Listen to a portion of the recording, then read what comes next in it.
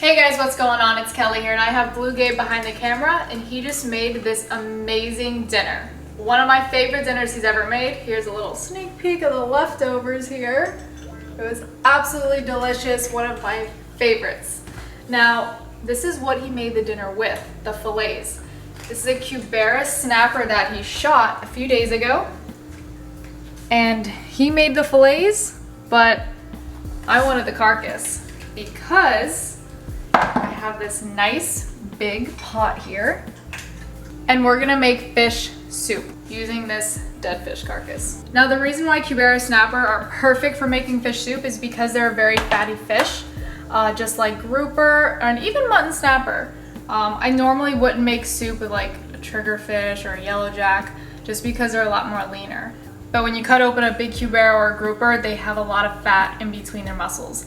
And that is what makes your fish broth for the soup. It's also loaded in collagen, which is good for your hair, nails, and skin, as you know, ladies. So, first things first, we got the water boiling. I just kind of turned it down a little bit so it wasn't popping in my face. But we're gonna put this head in there. Do the head first. Look at that guy. Oh. And Gabe even left me a nice chunk of meat so I can pick off some fish meat for the soup itself. I left it for you. That's $17.99 a pound.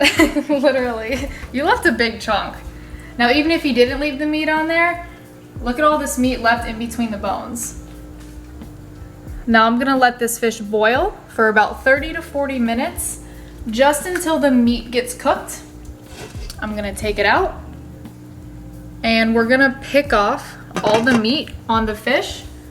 It's a little tedious, but it's worth it because you'll end up with a lot of meat left in a bowl. And that's what people don't realize when they throw away a fish carcass, there's so much meat left on it, and we'll add that to our soup tomorrow when we finish making this video. All right guys, so it's been about 30-45 minutes. I took the smaller part of the fish out, as you guys can see here, just because it was really thin and the meat on the fish cooked pretty fast. But now I have to get this big head out of the pot. Wish me luck because I got like mini tongs here and a spoon. So we're gonna see what we can do. It's gonna probably fall apart a little bit, but I'm gonna try to get his nose in the spoon. Oh yeah, it's falling apart. All right, that's some of the throat. All right, this part's gonna get messy just because the fish is literally falling apart. But if you guys can see, actually come close here. If you look at the top of the water, you see how it's kind of oily? That's the collagen already coming off of the fish. So the broth is already brewing. Ooh. Oh, here's the head. Oh. Dun, dun, dun, dun. No, it fell apart. Oh. I think I can locate the jaws for you, Gabe. We're supposed to be putting the whole skull back together. That is your job. I'll give you all the bones so you can do that. Have you ever boiled a fish head, Gabe? No. Oh, you get to see how many bits and pieces of the bones there are in a fish head. Look, that's one of the jaws. Look at its teeth. It's crazy how much rubber, or blubber I guess, or just fat they have around their lips.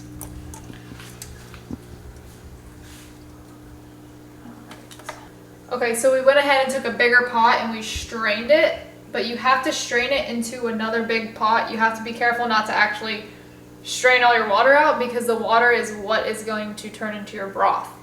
So we didn't lose any broth. We strained it into a bigger pot, got all of our fish carcass out, and then we put that brothy water back into our big pot. Now this is kind of a cool thing too because you get to analyze and see the skull of the fish that you're gonna eat. So this is the top jaw here, and you can see all that blubberliness. What's that word? Blubberliness. That's what's making our collagen, is that fat right there. So after we're done picking out all of our meat, we're gonna take all this bones and fatty collagen and put it back into our broth and let it simmer overnight. So this part, ooh, it's still a little hot. But Look at that head meat though. Oh yeah. That's good meat right there. So we're gonna go ahead and pick out all of our meat. This is a little tedious and it's a little hot. You can wait till it cools too.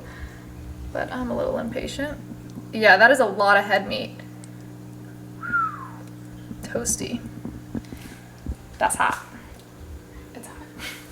Let's do this piece. But look, so this is all in between the ribs that you normally throw away. So you accumulate all of this meat, guarantee this whole thing will most likely be filled. That's a lot of meat. That's what happens when you shoot big fish. This is true. Okay, you got in the water before me. But I guess that's early bird gets the worm. Hey, guess what? I'm happy though because I'm gonna make fish soup. You're gonna get to learn real quick with the Harringtons. You better get in or sit out on the side. Great. Look at that. Picked clean. So, here's all of the meat I was able to pick off the fish. Now there's some more meat on here, but it's just covered in fat and everything, so I really want to put that back in here. That way it can boil off. Alright, so here goes the head back in the pot. I know it seems kind of strange, but you're literally putting all of this gunky stuff back into the water. Should I keep the jaws out? Yeah. Alright, I'll save the jaws for Gabe. Alright guys, so after we're done doing this, I'm going to go ahead and let it simmer all night, and I'll see you guys here in the morning. Alright guys, it is the next day. It's 3 o'clock in the afternoon right now, and check out our broth. Look how milky it is.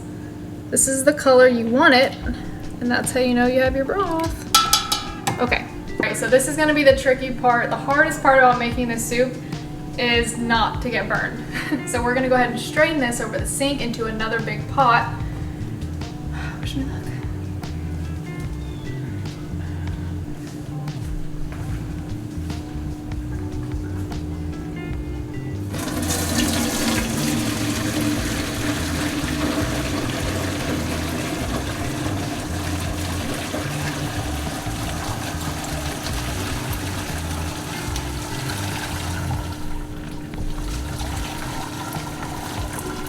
Is it dripping?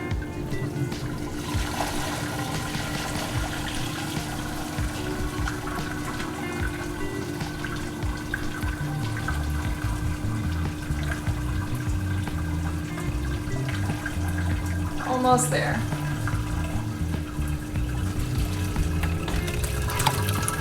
All right. Oh, there's some of our bones there. Whew. All right, so now we gotta rinse this pot out, get it all nice and clean, and we're gonna go ahead and strain it back into this pot, but we're gonna use a more fine of a strainer so we can get all the nitty-gritty pieces that's left over in the broth. Okay, so we have our pot cleaned out and our more fine of a strainer. We're gonna go ahead and dump this one. Oh boy. Try not to splash it on your hand, bitch.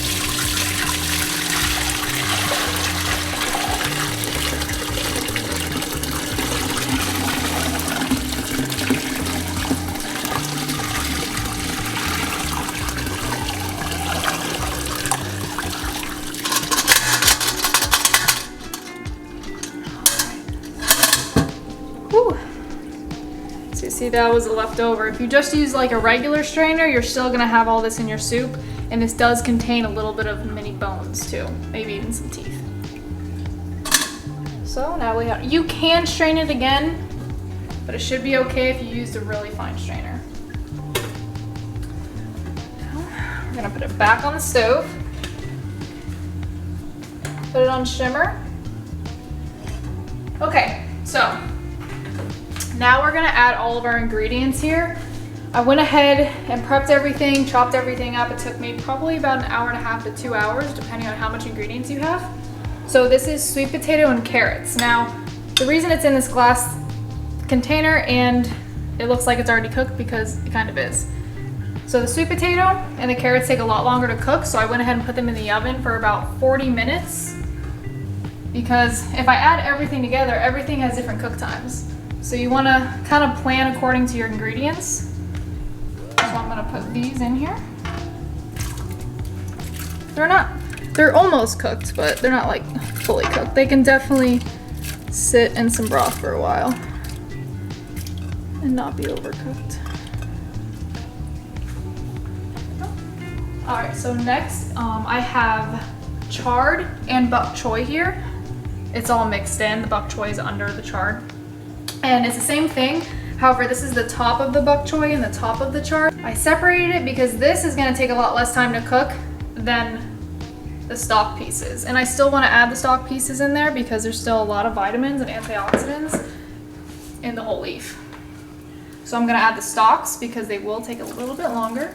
So that's the chard, the yellow and the red you see, and then the bok choy is under it. And chard and bok choy is full of magnesium, full of potassium, which is really good if you're a free diver. Helps with those cramps. Now we have our cabbage, and I absolutely love cabbage. It just adds a really nice crunch and texture to soups.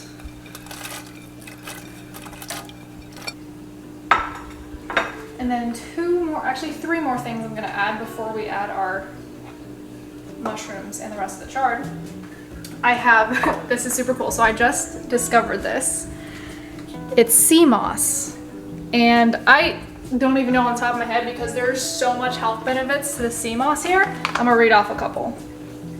So the sea moss has 92 out of 102 vitamins and minerals that your body needs.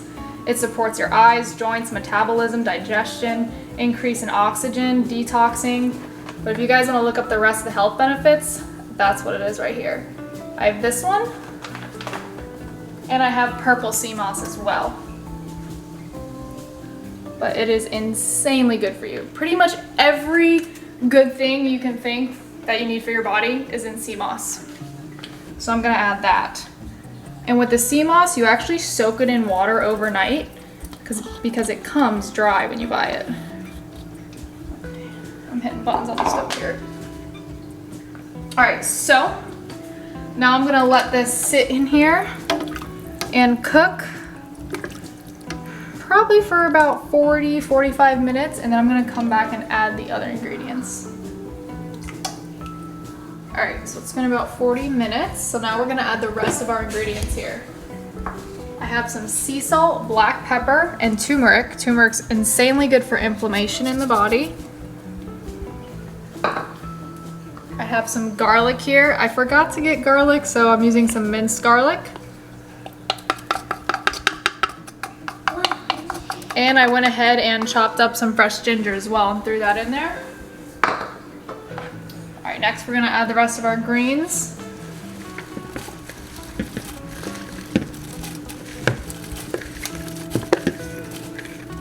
Ooh, I'm so excited. Okay. And we have our onions and our mushrooms. I use 3 different types of mushrooms. The cool thing about making soup and just making fish soup in general is 1, it's extremely healthy for you, and 2, every time you make it, it's usually different because you always have new ideas, different amounts of ingredients, so you can make it however you like, you can add whatever you want. This is just what I'm adding. And last but not least, I picked up this from the grocery store. We have a new grocery store here in Stewart, and it's called Sprouts. It's kind of like a Whole Foods mixed with a Fresh Market. And this is a blue-green algae, and it has insane health benefits. So I'm just gonna add a little spoonful here. Maybe like that much. Oh yeah. Gabe's probably like, what in the world is that? All right. Just gonna stir this all in here. Look, come here and add that pumpkin to her soup. You know, I was thinking about pumpkin, but I didn't do it. Don't worry, he's coming with one right now. Oh gosh.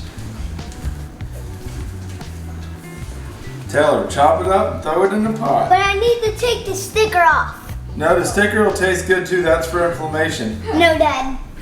It'll make us throw up. See? Knowledgeable. Alright guys, Gabe had to run to the store real quick, but the soup is all done. Check it out. Oh, see that? That's collagen on top of the soup there. Woo. Oh, the lens is gonna get real foggy. So, last but not least, we have to add all of our fish that we picked off the carcass. Check out how much fish this is. Like, when people throw away big carcasses of grouper, mutton snapper, cubera, look at all this meat. That's literally dinner for like 3 people. But I went ahead and I chopped it up into finer pieces, and we're gonna add it to our soup. The reason we add it last is because, well, it's already cooked. You add it when all the vegetables are done. That way you don't overcook your fish. Oh, this can get interesting. All right, Gabe's back from the store, guys, so he's helping me film. Now, we're gonna add our fish. Don't get burned.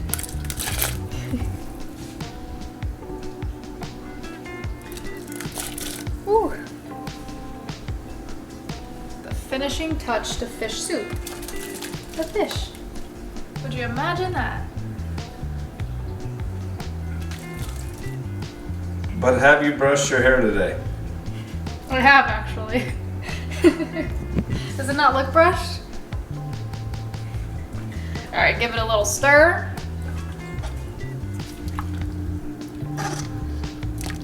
Oh yeah, it's looking real good. All right, so I went ahead and set aside some soup so it'd cool down because that's piping hot.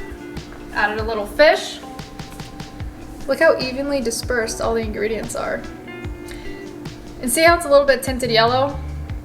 That's because of the turmeric. Turmeric is really yellow and it'll tint pretty much everything it's on. Why is something on my face? Yeah. What? Fish? Yeah. It's because there's fish all over my hands and I just wiped my face. So I'm gonna go ahead and try it. I haven't tried it yet. Usually when you make soup, you try it like every ingredient you add so you can really adjust the flavor, but I just kind of winged it.